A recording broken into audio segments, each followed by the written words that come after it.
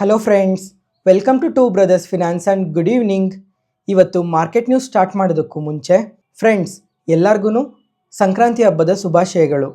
ಇವಾಗ market news ನೋಡಿಕೊಂಡ್ರೆ Sensex 169 points gain ಆಗಿ 76,499 ಕ್ಲೋಸ್ ಆಗಿದೆ.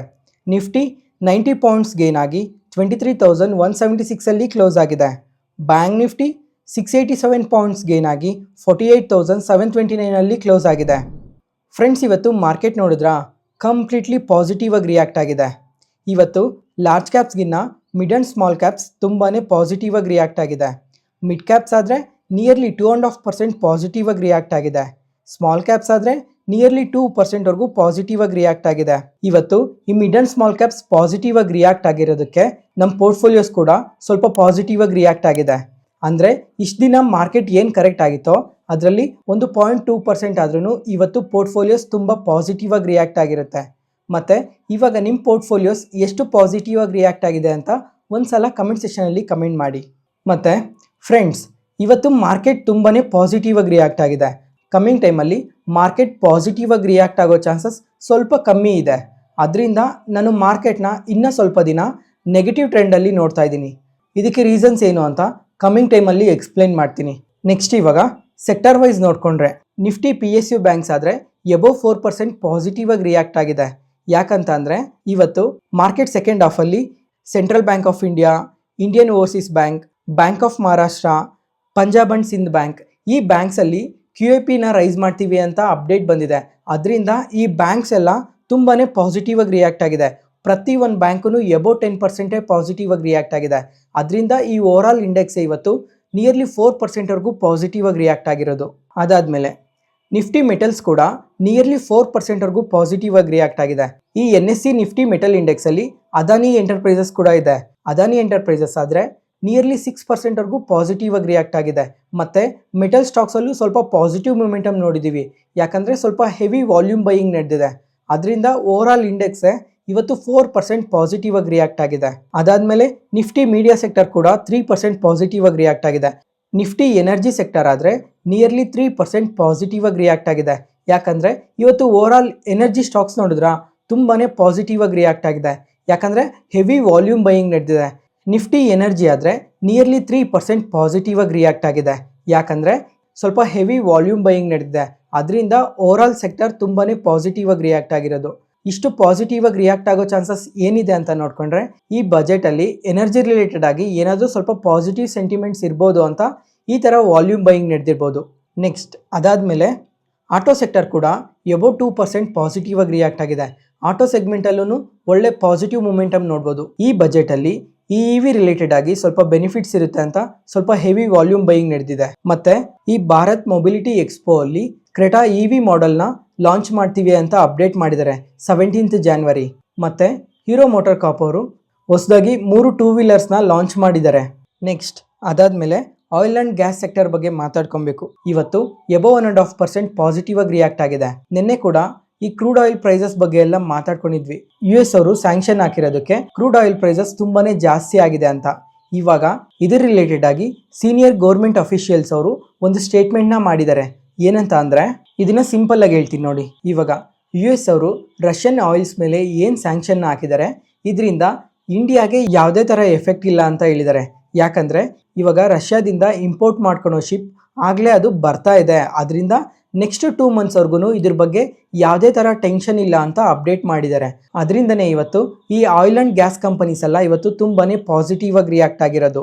ನೆಕ್ಸ್ಟ್ ಅದಾದಮೇಲೆ ಇವತ್ತು IT ಸೆಕ್ಟರ್ ಆದರೆ ಎಬೋವ್ 2% ನೆಗೆಟಿವ್ ಆಗಿ ರಿಯಾಕ್ಟ್ ಆಗಿದೆ. ಇದಕ್ಕೆ ರೀಸನ್ ಏನು ಅಂತ ಅಂದರೆ HCL ಟೆಕ್ನಾಲಜೀಸ್ Q3 ರಿಸಲ್ಟ್ಸ್ನ ಪೋಸ್ಟ್ ಮಾಡಿದ್ದಾರೆ. ಇವರು ಓವರ್ ಆಲ್ ಪಾಸಿಟಿವ್ ರಿಸಲ್ಟ್ಸ್ನ ಪೋಸ್ಟ್ ಮಾಡಿದ್ದಾರೆ.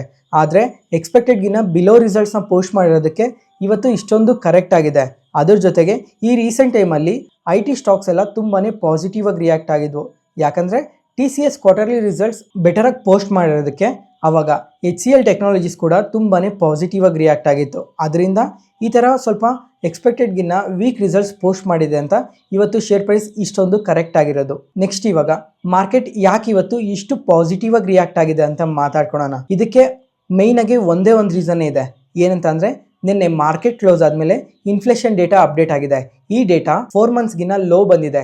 ಇನ್ಫ್ಲೇಷನ್ ಎಂದೇ ಆಗಲಿ ಕಮ್ಮಿ ಬಂದರೆ ಅದು ಮಾರ್ಕೆಟ್ಗೆ ಆಗಲಿ ಎಕಾನಮಿಗೆ ಆಗಲಿ ತುಂಬಾ ಪಾಸಿಟಿವ್ ಆಗುತ್ತೆ. ಇನ್ಫ್ಲೇಷನ್ ಡೇಟಾ ಪಾಸಿಟಿವ್ ಆಗಿ ಬಂದಿರೋದಕ್ಕೆ next month RBI MPC meeting ಇದೆ. ಈ ಮೀಟಿಂಗಲ್ಲಿ ಏನಾದರೂ ಇಂಟ್ರೆಸ್ಟ್ ರೇಟ್ ಕಟ್ಟಿರ್ಬೋದು ಅಂತ ಇವತ್ತು ಮಾರ್ಕೆಟ್ಸ್ ಇಷ್ಟು ಪಾಸಿಟಿವ್ ಆಗಿ ರಿಯಾಕ್ಟ್ ಆಗಿರೋದು. ಲಾಸ್ಟ್ ಟೈಮ್ ಕೂಡ ಇನ್ಫ್ಲೇಷನ್ ಡೇಟಾ ಅಪ್ಡೇಟ್ ಆಯಿತು, ಅವಾಗಾದರೆ ಇನ್ಫ್ಲೇಷನ್ ತುಂಬ ಜಾಸ್ತಿ ಬಂದಿತ್ತು, ಅದರಿಂದ ಮಾರ್ಕೆಟ್ 2-3 ಡೇಸ್ ಕರೆಕ್ಟ್ ಆಗಿತ್ತು. ಆದರೆ ಈ ಸಲ ಇನ್ಫ್ಲೇಷನ್ ತುಂಬ ಪಾಸಿಟಿವ್ ಆಗಿ ಬಂದಿದೆ, ಅದರಿಂದ ಇವತ್ತು ಮಾರ್ಕೆಟ್ ತುಂಬಾನೇ ಪಾಸಿಟಿವ್ ಆಗಿ ರಿಯಾಕ್ಟ್ ಆಗಿರಿದೆ. ಮತ್ತೆ ಅದಾದ್ಮೇಲೆ ಇವತ್ತು ಮಾರ್ಕೆಟ್ಸ್ ಇನ್ನೂ ಪಾಸಿಟಿವ್ ಆಗಿ ರಿಯಾಕ್ಟ್ ಆಗೋ ಚಾನ್ಸಸ್ ಇತ್ತು. ಆದರೆ ಕರೆಕ್ಟಾಗಿ 11 ಗಂಟೆ ಆ ಟೈಮಲ್ಲಿ wholesale price index data update ಆಯಿತು. ಈ ಡೇಟಾ ಸ್ವಲ್ಪ ಕಮ್ಮಿ ಬಂದಿದೆ, ಅದರಿಂದ ಮಾರ್ಕೆಟ್ ಕೂಡ ಫಾಲ್ ಆಗ್ತಾ ಬಂತು. ಆದರೆ ಸೆಕೆಂಡ್ ಹಾಫ್ ಅಲ್ಲಿ ಮಾರ್ಕೆಟ್ ಸ್ವಲ್ಪ ರಿಕವರ್ ಆಗಿ ಪಾಸಿಟಿವ್ ಅಲ್ಲಿ ಕ್ಲೋಸ್ ಆಗಿದೆ. ಇವಾಗ ಮಾರ್ಕೆಟ್ ಅಲ್ಲಿ ಯಾರಾದರೂ ಹೊಸದಾಗಿ ಬಂದಿದ್ರೆ ಈ ಹೋಲ್ಸೇಲ್ ಪ್ರೈಸ್ ಇಂಡೆಕ್ಸ್ ಏನು ಅಂತ ಕೇಳಿದ್ರೆ ಇದೊಂದು ಎಕನಾಮಿಕ್ ಇಂಡಿಕೇಟರ್, ಪ್ರೈಸ್ ಫ್ಲಕ್ಚುಯೇಷನ್ ನ ಮೆಜರ್ ಮಾಡ್ತಾ ಇರ್ತಾರೆ. ಇವಾಗ ಎಕ್ಸಾಂಪಲ್ ಹೆಂಗೆ ಅಂತ ನೋಡ್ಕೊಂಡ್ರೆ, ಇವಾಗ ಯಾವುದಾದ್ರೂ ಒಂದು ಪ್ರಾಡಕ್ಟ್ ಇದೆ, ಅದು ಹಿಂದಿನ ವರ್ಷ ಯಾವ ಪ್ರೈಸಲ್ಲಿ ಇತ್ತು, ಈ ವರ್ಷ ಯಾವ ಪ್ರೈಸಲ್ಲಿ ಇದೆ ಅಂತ ಇದನ್ನ ಮೆಜರ್ ಮಾಡ್ತಾರೆ. ಆ ಪ್ರೈಸ್ ಏನಾದರೂ ಜಾಸ್ತಿ ಆಗಿದ್ರೆ ಹೋಲ್ಸೇಲ್ ಪ್ರೈಸ್ ಇಂಡೆಕ್ಸ್ ಅನ್ನೋದು ಸ್ವಲ್ಪ ಜಾಸ್ತಿ ಆಗುತ್ತೆ. ಆ ಥರ ಇವಾಗ ಇಯರ್ ಆನ್ ಇಯರ್ ಕಂಪ್ಯಾರಿಸನ್ ಅಲ್ಲಿ ಸ್ವಲ್ಪ ಈ ಹೋಲ್ಸೇಲ್ ಪ್ರೈಸ್ ಇಂಡೆಕ್ಸ್ ಡೇಟಾ ತುಂಬಾನೇ ಜಾಸ್ತಿ ಬಂದಿದೆ, ಅದರಿಂದನೇ 11 ಗಂಟೆ ಆದಮೇಲೆ ಮಾರ್ಕೆಟ್ ಸ್ವಲ್ಪ ಕರೆಕ್ಟ್ ಆಗಿರೋದು. ಈ ಥರ ಹೋಲ್ಸೇಲ್ ಪ್ರೈಸ್ ಇಂಡೆಕ್ಸ್ ಜಾಸ್ತಿ ಆಗೋದ್ರಿಂದ ಕಮಿಂಗ್ ಟೈಮಲ್ಲಿ ಇನ್ಫ್ಲೇಷನ್ ಕೂಡ ಜಾಸ್ತಿ ಆಗೋ ಚಾನ್ಸಸ್ ಇರುತ್ತೆ. ಇದೊಂದು ಪಾಯಿಂಟ್ ನೆನ್ಪಿಟ್ಕೊಳ್ಳಿ. ನೆಕ್ಸ್ಟ್ ಅದಾದಮೇಲೆ FIDI ಡೇಟಾ ನೋಡಿಕೊಂಡ್ರೆ ಕ್ಯಾಶ್ ಮಾರ್ಕೆಟಲ್ಲಿ FIIs ಆದರೆ ಇವತ್ತು 8,000 ಕೋಟಿ ಸೆಲ್ ಮಾಡಿದ್ದಾರೆ, DIIs ಆದರೆ 7,900 ಕೋಟಿ ಬೈ ಮಾಡಿದ್ದಾರೆ. FIIs ಈ ರೀಸೆಂಟ್ ಟೈಮಲ್ಲಿ ಎಂದೂ ಇಷ್ಟು ಸೆಲ್ ಮಾಡಿರಲಿಲ್ಲ, ಇವತ್ತೊಂದೇ ದಿನ ಇಷ್ಟೊಂದು ಸೆಲ್ ಮಾಡಿದ್ದಾರೆ. ಅಂದರೆ ಈ ರೀಸೆಂಟ್ ಮಾರ್ಕೆಟ್ ಕರೆಕ್ಷನ್ ಆಯ್ತಲ್ಲ, ಆ ಕರೆಕ್ಷನ್ ಟೈಮಲ್ಲೂ 4,000 ಕ್ರೋರ್ಸ್ ಆಗಲಿ ಅಥವಾ 2,000 3,000 ಕ್ರೋರ್ಸ್ ಸೆಲ್ ಮಾಡ್ತಿದ್ರು. ಆದರೆ ಇವತ್ತು ನೋಡಿಕೊಂಡ್ರೆ 8,000 ಕ್ರೋರ್ಸ್ ಸೆಲ್ ಮಾಡಿದ್ದಾರೆ ಇವತ್ತೊಂದೇ ದಿನನೇ. ನೋಡಬೇಕು ಈ ಥರ ಯಾಕೆ ಸೆಲ್ ಮಾಡ್ತಾ ಇದ್ದಾರೆ, ಇವರು ಮಾರ್ಕೆಟ್ನ ಇನ್ನೂ ಎಷ್ಟು ನೆಗೆಟಿವ್ ಆಗಿ ನೋಡ್ತಾ ಇದ್ದಾರೆ ಅಂತ ನೋಡಬೇಕು. ಯಾಕಂದರೆ ಈ ಒಂದೇ ತಿಂಗಳಲ್ಲೇನೆ 35,000 ಕೋಟಿ ಸೆಲ್ ಮಾಡಿದ್ದಾರೆ. ನೋಡಬೇಕು ಇನ್ನು ಕಮ್ಮಿಂಗ್ ಟೈಮಲ್ಲಿ ಇದೇ ಥರ ಸೆಲ್ಲಿಂಗ್ ಜಾಸ್ತಿ ಆಗುತ್ತಾ ಅಥವಾ ಕಮ್ಮಿ ಆಗುತ್ತಾ ಅಂತ. ಯಾವುದೇ ಪಾಯಿಂಟಲ್ಲಿ ನಾನು ಹೇಳೋ ಇನ್ಫಾರ್ಮೇಷನ್ ನಿಮಗೆ ಯೂಸ್ಫುಲ್ ಅನಿಸಿದ್ರೆ ಈ ವಿಡಿಯೋನ ಲೈಕ್ ಮಾಡಿ, ಮತ್ತು ನಿಮ್ಮ ಫ್ರೆಂಡ್ಸಲ್ಲಿ ಯಾರಿಗಾದ್ರೂ ಸ್ಟಾಕ್ ಮಾರ್ಕೆಟ್ ಬಗ್ಗೆ ಇಂಟ್ರೆಸ್ಟ್ ಇರೋರಿಗೆ ಈ ವಿಡಿಯೋಸ್ನ ಶೇರ್ ಮಾಡಿ. Next market key updates. ಮೊದಲನೇದಾಗಿ ಅದಾನಿ ಗ್ರೂಪ್ ಬಗ್ಗೆ ಮಾತಾಡ್ಕೊಳ್ಳೋಣ. ಇವತ್ತು ಅದಾನಿ ಕಂಪನೀಸ್ ನೋಡಿದ್ರಾ ತುಂಬಾ ಪಾಸಿಟಿವ್ ಆಗಿ ರಿಯಾಕ್ಟ್ ಆಗಿದ್ದಾವೆ. ಅದರಲ್ಲೂ ಅದಾನಿ ಪವರ್ ಆದರೆ ನಿಯರ್ಲಿ 17% ಪಾಸಿಟಿವ್ ಆಗಿ ರಿಯಾಕ್ಟ್ ಆಗಿದೆ. ಮತ್ತು ಅದಾನಿ ಗ್ರೀನ್ ಎನರ್ಜಿ ಸೊಲ್ಯೂಷನ್ಸ್ ಆದರೆ 12% ಪಾಸಿಟಿವ್ ಆಗಿ ರಿಯಾಕ್ಟ್ ಆಗಿದೆ. ಯಾಕೆ ಇವತ್ತು ಅದಾನಿ ಕಂಪನೀಸ್ ಎಲ್ಲ ಇಷ್ಟು ಪಾಸಿಟಿವ್ ಆಗಿ ರಿಯಾಕ್ಟ್ ಆಗಿದ್ದಾವೆ ಅಂತ ನೋಡಿಕೊಂಡ್ರೆ, ಇವತ್ತು Adani energy solution Q3 business ಡೇಟಾನ ಅಪ್ಡೇಟ್ ಮಾಡಿದ್ದಾರೆ. ಇದರಲ್ಲಿ ಟ್ರಾನ್ಸ್ಮಿಷನ್ ನೆಟ್ವರ್ಕ್ ಆದರೆ 29% ಗ್ರೋತ್ ಇದೆ, ಮತ್ತೆ ಪವರ್ ಟ್ರಾನ್ಸ್ಮಿಷನ್ ಕೆಪಾಸಿಟಿಯಲ್ಲಿ ನೋಡ್ಕೊಂಡ್ರೆ 54% ಗ್ರೋತ್ ಇದೆ. ಅದರಿಂದನೇ ಇವತ್ತು ಅದಾನಿ ಗ್ರೀನ್ ಎನರ್ಜಿ ಸೊಲ್ಯೂಷನ್ಸ್ ಇಷ್ಟು ಪಾಸಿಟಿವ್ ಆಗಿ ರಿಯಾಕ್ಟ್ ಆಗಿರೋದು. ಅದಾದ್ಮೇಲೆ ಇನ್ನೂ ಅಡಿಷನಲ್ ಆಗಿ 2 ಪ್ರಾಜೆಕ್ಟ್ಸ್ ಬಂದಿದೆ. ಅದರಲ್ಲಿ ಕವಾಡ ಫೇಸ್ 4 ರಿಲೇಟೆಡ್ ಒಂದು ಪ್ರಾಜೆಕ್ಟ್ ಬಂದಿದೆ. ಈ ಪ್ರಾಜೆಕ್ಟ್ ವರ್ತ್ ಎಷ್ಟು ಅಂತ ನೋಡ್ಕೊಂಡ್ರೆ 3,455 ಕ್ರೋರ್ಸ್ ಆರ್ಡರ್ ಇದು. ಅದಾದ್ಮೇಲೆ ಇನ್ನೊಂದು ರಾಜಸ್ಥಾನಲ್ಲಿ ಸಹ ಒಂದು ಆರ್ಡರ್ ಬಂದಿದೆ. ಈ ಆರ್ಡರ್ ವ್ಯಾಲ್ಯೂ ನೋಡ್ಕೊಂಡ್ರೆ 25,000 ಕ್ರೋರ್ಸ್. ಮತ್ತೆ 2 ಡೇಸ್ ಬ್ಯಾಕ್ ಇನ್ನೊಂದು ಅಪ್ಡೇಟ್ ಬಂದಿತ್ತು ಅದಾನಿ ಗ್ರೂಪ್ ಬಗ್ಗೆ. ಏನಂತ ಅಂದ್ರೆ ಕಮಿಂಗ್ ಟೈಮಲ್ಲಿ ಛತ್ತೀಸ್ಗಢಲ್ಲಿ 65,000 ಕ್ರೋರ್ಸ್ ಇನ್ವೆಸ್ಟ್ ಮಾಡ್ತೀವಿ ಅಂತ ಅಪ್ಡೇಟ್ ಬಂದಿತ್ತು. ಈ ಎಲ್ಲಾ ಪಾಸಿಟಿವ್ ಅಪ್ಡೇಟ್ಸ್ ಇಂದ ಅದಾನಿ ಸ್ಟಾಕ್ಸ್ ಇವತ್ತು ತುಂಬಾನೇ ಪಾಸಿಟಿವ್ ಆಗಿ ರಿಯಾಕ್ಟ್ ಆಗಿರೋದು. ಮತ್ತೆ ಈ ರೀಸೆಂಟ್ ಟೈಮಲ್ಲಿ ಮಾರ್ಕೆಟ್ ಎಷ್ಟು ಕರೆಕ್ಟ್ ಆಯ್ತೋ ಅದಕ್ಕಿಂತ ಜಾಸ್ತಿನೇ ಈ ಅದಾನಿ ಕಂಪನೀಸ್ ಎಲ್ಲ ಕರೆಕ್ಟ್ ಆಗಿದ್ವು. ಯಾಕಂದ್ರೆ ಸ್ವಲ್ಪ ನೆಗೆಟಿವ್ ಡೇಟಾಸ್ ಇಂದ ಕರೆಕ್ಟ್ ಆಗಿದ್ವು. ಮತ್ತೆ ಇವಾಗ ನೋಡ್ಕೊಂಡ್ರೆ ಈ ತರ ಪಾಸಿಟಿವ್ ಡೇಟಾಸ್ ಎಲ್ಲ ಬಂದಿರೋದಕ್ಕೆ ಓವರ್ ಆಲ್ ಅದಾನಿ ಸ್ಟಾಕ್ಸೇ ಇವತ್ತು ತುಂಬಾನೇ ಪಾಸಿಟಿವ್ ಆಗಿ ರಿಯಾಕ್ಟ್ ಆಗಿದೆ. ಅದ್ರ ಜೊತೆಗೆ ಮಾರ್ಕೆಟ್ ಇವತ್ತು ಇಷ್ಟು ಪಾಸಿಟಿವ್ ಆಗಿ ಇರೋದಕ್ಕೂ ಅದಾನಿ ಸ್ಟಾಕ್ಸೇ ಕಾರಣ. ಯಾಕಂದ್ರೆ ಮಾರ್ನಿಂಗ್ ಟೈಮಲ್ಲೇ ಈ ಅದಾನಿ ಸ್ಟಾಕ್ಸ್ ಎಲ್ಲ ತುಂಬ ಪಾಸಿಟಿವ್ ಆಗಿ ರಿಯಾಕ್ಟ್ ಆದವು. ಅದರಿಂದ ಮಾರ್ಕೆಟಲ್ಲಿ ಸ್ವಲ್ಪ ಪಾಸಿಟಿವ್ ಸೆಂಟಿಮೆಂಟ್ ಬಿಲ್ಡ್ ಆಗಿ ಇನ್ನು ಅಡಿಷನಲ್ ಆಗಿ ಇನ್ಫ್ಲೋಸ್ ಬಂದಿರೋ ಚಾನ್ಸಸ್ ತುಂಬಾ ಜಾಸ್ತಿ ಇದೆ. ಅದರಿಂದ ನೆಕ್ಸ್ಟ್ ಇವತ್ತು ಬಜೆಲ್ ಪ್ರಾಜೆಕ್ಟ್ಸ್ ಈ ಕಂಪನಿ ಆದರೆ ಇವತ್ತು ಮಾರ್ಕೆಟ್ ಓಪನಿಂಗ್ ಟೈಮಲ್ಲೇ ನಿಯರ್ಲಿ 7% ಪಾಸಿಟಿವ್ ಆಗಿ ರಿಯಾಕ್ಟ್ ಆಗಿದೆ. ಯಾಕಂದರೆ ಅದಾನಿ ಎನರ್ಜಿ ಸೊಲ್ಯೂಷನ್ಸಿಂದ ಒಂದು EPC ಕಾಂಟ್ರಾಕ್ಟ್ ಬಂದಿದೆ. ಈ ಕಾಂಟ್ರಾಕ್ಟಲ್ಲಿ 400 ಕಿಲೋವಾಟ್ಸ್ ಟ್ರಾನ್ಸ್ಮಿಷನ್ ಲೈನ್ಸ್ಗೋಸ್ಕರ ಅಂತ ಅಪ್ಡೇಟ್ ಮಾಡಿದ್ದಾರೆ. ಈ ಪ್ರಾಜೆಕ್ಟ್ ಕಮಿಂಗ್ 18 ಮಂತ್ಸಲ್ಲಿ ಕಂಪ್ಲೀಟ್ ಆಗಬೇಕು ಅಂತ ಸಹ ಎಕ್ಸ್ಚೇಂಜ್ ಫೈಲಿಂಗಲ್ಲಿ ಅಪ್ಡೇಟ್ ಮಾಡಿದ್ದಾರೆ. ಅದರಿಂದನೇ ಈ ಸ್ಟಾಕ್ ಇವತ್ತು ಇಷ್ಟು ಪಾಸಿಟಿವ್ ಆಗಿ ರಿಯಾಕ್ಟ್ ಆಗಿರೋದು. ನೆಕ್ಸ್ಟ್ ಅದಾದಮೇಲೆ ಇವತ್ತು ಕ್ವಾಡ್ರೆಂಟ್ ಫ್ಯೂಚರ್ ಟೆಕ್ IPO ಮಾರ್ಕೆಟಲ್ಲಿ ಲಿಸ್ಟ್ ಆಗಿದೆ. ಇನ್ವೆಸ್ಟರ್ಸ್ಗೆ 27% ಲಿಸ್ಟಿಂಗ್ ಗೇನ್ಸ್ ಕೊಟ್ಟಿದೆ. ಮತ್ತು ಮಾರ್ಕೆಟ್ ಕ್ಲೋಸ್ ಆಗೋ ಅಷ್ಟೊತ್ತಿಗೆ 53%ಗೆ ಮೂವ್ ಆಗಿ ಸರ್ಕ್ಯೂಟ್ ಲಾಕ್ ಆಗಿದೆ. ಅದಾದಮೇಲೆ ನಿನ್ನೆಯಿಂದನೂ ಮಾರ್ಕೆಟಲ್ಲಿ ಇನ್ನೊಂದು ಸ್ಪೆಕ್ಯುಲೇಷನ್ ಓಡಾಡ್ತಾ ಇದೆ.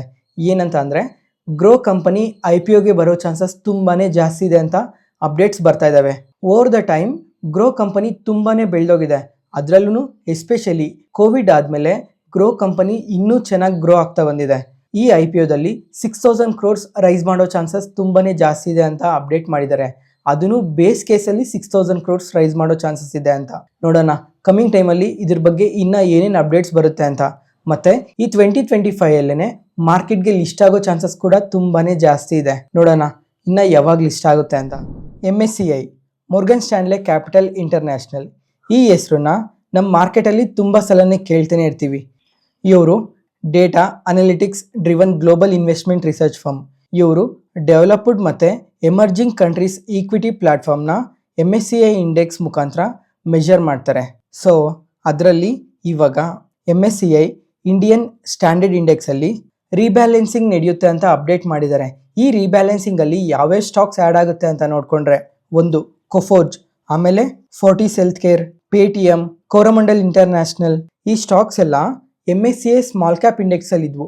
ಈ MSCI ಸ್ಮಾಲ್ ಕ್ಯಾಪ್ ಇಂಡೆಕ್ಸಿಂದ ಇವಾಗ MSCI ಸ್ಟ್ಯಾಂಡರ್ಡ್ ಇಂಡೆಕ್ಸ್ಗೆ ಆ್ಯಡ್ ಆಗುತ್ತೆ ಅಂತ JM ಫಿನಾನ್ಷಿಯಲ್ಸ್ ಅವರು ಅಪ್ಡೇಟ್ ಮಾಡಿದ್ದಾರೆ. ಅಂದರೆ ಈ ನೆಕ್ಸ್ಟ್ ರೀಬ್ಯಾಲೆನ್ಸಿಂಗ್ ಯಾವಾಗಿದೆ ಅಂತ ನೋಡಿಕೊಂಡ್ರೆ February 11th ಇದೆ. ಈ February 11th ಈ ರೀಬ್ಯಾಲೆನ್ಸಿಂಗಲ್ಲಿ ಈ ಸ್ಟಾಕ್ಸ್ ಒಳಗಡೆ ಅಡಿಷನಲ್ ಆಗಿ ಇನ್ಫ್ಲೋಸ್ ಬರುತ್ತೆ ಅಂತ ಅಪ್ಡೇಟ್ ಮಾಡಿರೋದು. ಅದರಲ್ಲಿ ಹೈಯೆಸ್ಟ್ ಇನ್ಫ್ಲೋಸ್ ಯಾವ ಕಂಪನಿಗೆ ಬರುತ್ತೆ ಅಂತ ನೋಡಿಕೊಂಡ್ರೆ ಕೊಫೋರ್ಜ್ ಕಂಪನಿಗೆ ಹೈಯೆಸ್ಟ್ ಇನ್ಫ್ಲೋಸ್ ಬರುತ್ತೆ. ಮತ್ತೆ ಸೆಕೆಂಡ್ ಯಾವ ಕಂಪನಿಗೆ ನೆಕ್ಸ್ಟ್ ಹೈಯೆಸ್ಟ್ ಇನ್ಫ್ಲೋಸ್ ಬರುತ್ತೆ ಅಂತ ನೋಡಿಕೊಂಡ್ರೆ ಫೋರ್ಟಿಸ್ ಹೆಲ್ತ್ ಕೇರ್, ಈ ಕಂಪನಿಯಲ್ಲಿ ಸೆಕೆಂಡ್ ಹೈಯೆಸ್ಟ್ ಇನ್ಫ್ಲೋಸ್ ಬರುತ್ತೆ. ಈ 4 ಕಂಪನೀಸ್ MSCI ಇಂಡೆಕ್ಸ್ಗೆ ಆ್ಯಡ್ ಆಗೋ ಚಾನ್ಸಸ್ ಇದೆ ಅಂತ ಅಪ್ಡೇಟ್ ಮಾಡಿದ್ದಾರೆ. ನೋಡಬೇಕು ಈ ರೀಬ್ಯಾಲೆನ್ಸಿಂಗ್ ದಿನ ಕಂಪ್ಲೀಟ್ ಇನ್ಫಾರ್ಮೇಷನ್ ಸಿಗ್ಬಿಡುತ್ತೆ.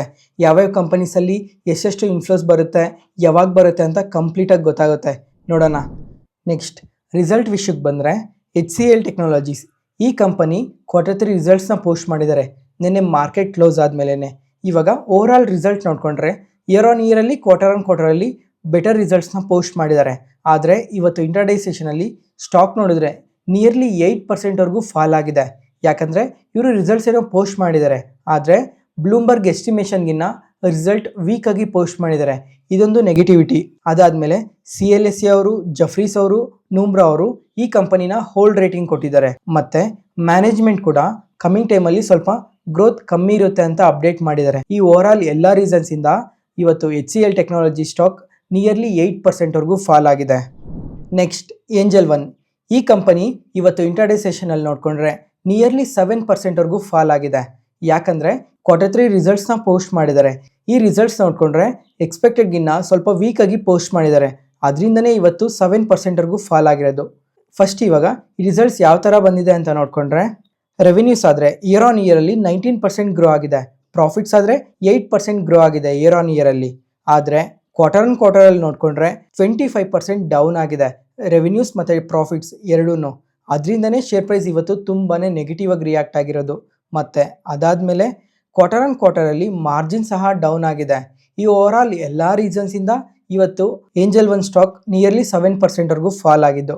ಮತ್ತು ಮಾರ್ಕೆಟ್ ಸೆಂಟಿಮೆಂಟ್ ಪಾಸಿಟಿವ್ ಆಗಿರೋದಕ್ಕೆ ಶೇರ್ ಪ್ರೈಸ್ ಕೂಡ ರಿಕವರ್ ಆಗಿ 2% ನೆಗೆಟಿವಲ್ಲಿ ಕ್ಲೋಸ್ ಆಗಿದೆ. ನೆಕ್ಸ್ಟ್ ಇವಾಗ ನಮ್ಮ ಮಾರ್ಕೆಟ್ ಕ್ಲೋಸಿಂಗ್ ಟೈಮಲ್ಲಿ HDFC AMC, ಈ ಕಂಪನಿ ಕೂಡ Q3 ರಿಸಲ್ಟ್ಸ್ನ ಪೋಸ್ಟ್ ಮಾಡಿದ್ದಾರೆ. ಇವಾಗ ಇವ್ರ ರಿಸಲ್ಟ್ಸ್ ನೋಡಿಕೊಂಡ್ರೆ ರೆವಿನ್ಯೂಸ್ ಆದರೆ ಇಯರ್ ಆನ್ ಇಯರಲ್ಲಿ 39% ಗ್ರೋ ಆಗಿದೆ. ಪ್ರಾಫಿಟ್ಸ್ ಆದರೆ 31% ಗ್ರೋ ಆಗಿದೆ. ಮತ್ತು ಕ್ವಾರ್ಟರಲ್ಲಿ ನೋಡಿಕೊಂಡ್ರು ಒಳ್ಳೆ ಗ್ರೋತ್ನ ಪೋಸ್ಟ್ ಮಾಡಿದ್ದಾರೆ. ಮತ್ತು ಮಾರ್ಜಿನ್ ಸಹ ಇಂಪ್ರೂವ್ ಆಗಿದೆ. ಓವರ್ ಆಲ್ ರಿಸಲ್ಟ್ಸ್ ತುಂಬಾ ಪಾಸಿಟಿವ್ ಆಗಿದೆ. ಆದರೆ ಇವರು ರಿಸಲ್ಟ್ಸ್ ಪೋಸ್ಟ್ ಮಾಡ್ತಿದ್ದಂಗೆ ಶೇರ್ ಪ್ರೈಸ್ ಸ್ವಲ್ಪ ಡ್ರಾಪ್ ಆಯಿತು. ಮತ್ತು ಅದೇ ಥರ ರಿಕವರ್ ಆಗಿದೆ. ನೋಡಬೇಕು ನಾಳೆ ಮಾರ್ಕೆಟಲ್ಲಿ ಯಾವ ಥರ ರಿಯಾಕ್ಟ್ ಆಗುತ್ತೆ ಅಂತ. ಅದಾದಮೇಲೆ ಆನಂದ್ ರಾತಿ ವೆಲ್ತ್ ಮ್ಯಾನೇಜ್ಮೆಂಟ್, ಈ ಕಂಪನಿ ಕೂಡ Q3 ರಿಸಲ್ಟ್ಸ್ನ ಪೋಸ್ಟ್ ಮಾಡಿದ್ದಾರೆ. ಇವ್ರ ರಿಸಲ್ಟ್ಸ್ ನೋಡಿಕೊಂಡ್ರೆ ರೆವಿನ್ಯೂಸ್ ಆದರೆ ಇಯರ್ ಆನ್ ಇಯರಲ್ಲಿ 30% ಗ್ರೋ ಆಗಿದೆ. ಪ್ರಾಫಿಟ್ಸ್ ಆದರೆ 33% ಗ್ರೋ ಆಗಿದೆ. ಮತ್ತು ಕ್ವಾರ್ಟರಲ್ಲಿ ನೋಡಿಕೊಂಡ್ರೆ ಸ್ವಲ್ಪ ರೆವಿನ್ಯೂಸಲ್ಲಿ ಡ್ರಾಪ್ ಇದೆ. ಶೇರ್ ಪ್ರೈಸ್ ಇವತ್ತು ಸ್ವಲ್ಪ ನೆಗೆಟಿವ್ ಆಗಿ ರಿಯಾಕ್ಟ್ ಆಗಿದೆ. ಇವತ್ತಿಗೆ ಅಪ್ಡೇಟ್ ಮುಗೀತು. ಈ ವಿಡಿಯೋ ಇಷ್ಟ ಆದರೆ ಲೈಕ್ ಮಾಡಿ, ಶೇರ್ ಮಾಡಿ, ಸಬ್ಸ್ಕ್ರೈಬ್ ಆಗಿ. ಮತ್ತೆ ನಾಳೆ ಹೊಸ ಸ್ಟಾಕ್ ಮಾರ್ಕೆಟ್ ನ್ಯೂಸ್ ಅನಾಲಿಸಿಸ್ ವೀಡಿಯೋಸಲ್ಲಿ ಸಿಗೋಣ. ನಾನು ಹೇಳಿದ ಇನ್ಫಾರ್ಮೇಷನಲ್ಲಿ ಯಾವುದೇ ಥರ ಡೌಟ್ ಇದ್ದರೂ ಕಮೆಂಟ್ ಸೆಷನಲ್ಲಿ ಕಮೆಂಟ್ ಮಾಡಿ. Thank you.